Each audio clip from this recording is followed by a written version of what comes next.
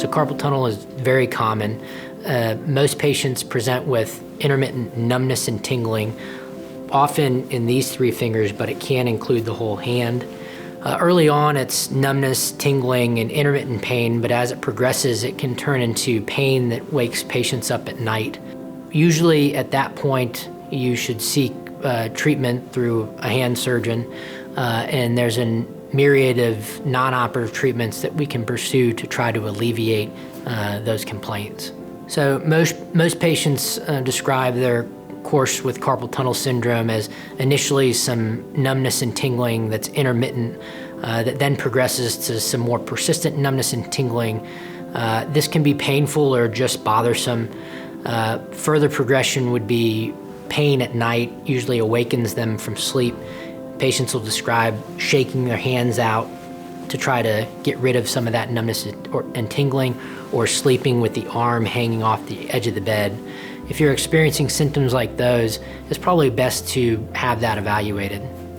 Activities that can exacerbate carpal tunnel type complaints include driving. Patients sometimes notice numbness and tingling when they're driving. Typing can elicit some carpal tunnel complaints. Repetitive activities that require prolonged grip can also lead to carpal tunnel complaints, but it doesn't have to be with those activities. Some people get it at rest as well.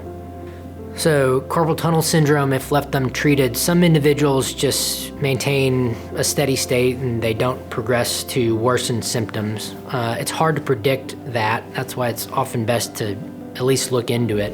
But some individuals, if their carpal tunnel is left untreated, it can lead to permanent weakness, permanent numbness that can be irreversible if it goes for too long. There can be atrophy or withering away of some of the muscles, mainly associated over the thumb part of the hand. Carpal tunnel is very common. It can range from mild to moderate to very severe conditions. We're able to often treat a lot of carpal tunnel non-operatively. The first stage would be splints to be worn at night for a consistent period, usually 4 to 6 weeks. Additionally, we usually add an anti-inflammatory that's ibuprofen-like to help bring down some of the inflammation that can be in the wrist causing some of the carpal tunnel complaints. More advanced treatment options would include a carpal tunnel injection, which can provide relief, albeit temporary. And then ultimately, if symptoms persist despite these conservative measures, surgery would be the next step. Carpal tunnel surgery is one of the most common surgeries I do. It's a same-day surgery. We tend to do it under light sedation with local anesthetic. Of course, if the patient wants to lessen their anesthetic exposure, we can do it with local anesthesia. They go home same day. They're in a bandage. They see me at 2 weeks. We take the stitches out. The night pain that patients are usually experiencing goes away, usually within the first 10 to 14 days. Numbness and tingling can take a little bit longer to recover. It is a pretty reliable surgery in my experience.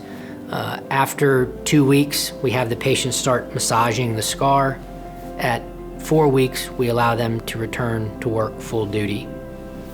So carpal tunnel surgery is a reliable surgery.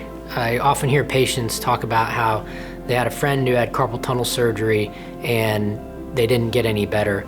I think this is not so much that they didn't get better, but rather the expectations of recovery and the timetable maybe weren't discussed in depth, and that led to a miscommunication. Because overall, in my experience, as well as a lot of the studies or evidence out there, suggests that carpal tunnel is a pretty reliable procedure.